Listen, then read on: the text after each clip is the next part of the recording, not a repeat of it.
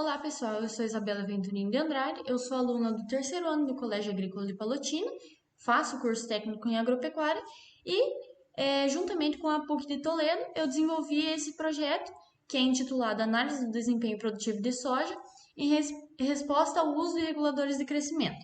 O meu orientador foi o Dr. André Prechilac Barbosa e, como orientadora, eu tive a mestre, também minha professora, Jéssica Fernanda de Souza Gênero.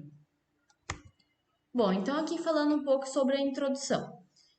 O cultivo da soja, ela é um dos grãos mais cultivados no mundo e no Brasil. E, inclusive, ela é muito importante para a economia brasileira devido à exportação, né? A maior parte da soja ela é exportada para fora. Então, isso gera muita renda aqui interna no Brasil. E os reguladores de crescimento, o que são eles? Eles são substâncias sintéticas ou naturais que imitam a função dos hormônios vegetais.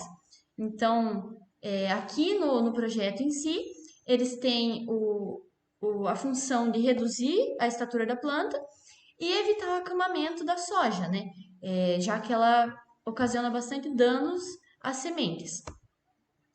Os objetivos do projeto são analisar o desempenho da soja perante a aplicação dos reguladores de crescimento, reduzir a altura da planta e estimular a emissão de ácidos secundários, conseguindo, consequentemente, grãos de maior qualidade e em maior quantidade. Os materiais e métodos. O projeto ele foi implantado no campo experimental do Colégio Agrícola de Palotina, no Paraná, em parceria com a PUC de Toledo, e foram implantadas duas cultivares, a 2606 e Pro e a 5947 Pro. E daí, nessas duas áreas, cada uma tinha quatro repetições com 11 tratamentos. E daí, dentro dessas parcelas, a gente foi avaliar a altura de plantas, o número de hastes secundárias, o número de nós na haste principal e nas secundárias, a distância entre nós e o diâmetro da haste principal. Aqui nos resultados de discussão, nessa primeira tabela, o que a gente consegue ver? Justamente o que eu estava comentando agora. Então, aqui a gente pode ver que a altura da planta ela foi menor quando submetida à poda manual, né, que é o T1, e já era esperado, porque quebrando a dominância apical da planta, a gente não tem síntese de auxinas, então a planta não consegue expandir, né, ela não consegue subir em altura. Em T4, T6 e T7, a gente analisou um maior desempenho na redução da estatura da planta em relação aos outros tratamentos.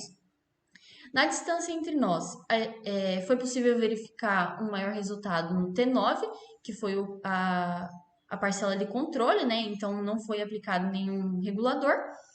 Mas em contrapartida, a poda manual obteve menos sucesso, o que já era esperado justamente por causa da ausência das auxinas, né? O número de hastes secundárias apresentou resultados positivos apenas em T7 e T8 foi o mais negativo do número de hastes secundárias, né? E daí, entre as cultivares, a gente pode ver que o melhor desempenho é o da 2606. Na tabela 2, a gente compara as cultivares referente ao número de hastes secundárias, ao índice de colheita aparente, a massa de 1.000 grãos e o rendimento de grãos. Então, aqui o que a gente pode ver? A 2606 ela é superior a 5947 em número de hastes secundárias e em massa de 1.000 grãos. Já a 5947 ela se apresentou superior a 2606 no índice de colheita aparente e no rendimento de grãos.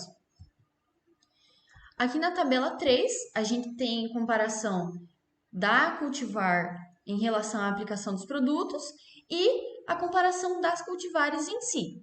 Então, aqui no 5947, a gente pode verificar que o setting foi um dos melhores produtos, o Etrel, o Setap 1, o Aminol, o Classic, o Calisto e o Setap.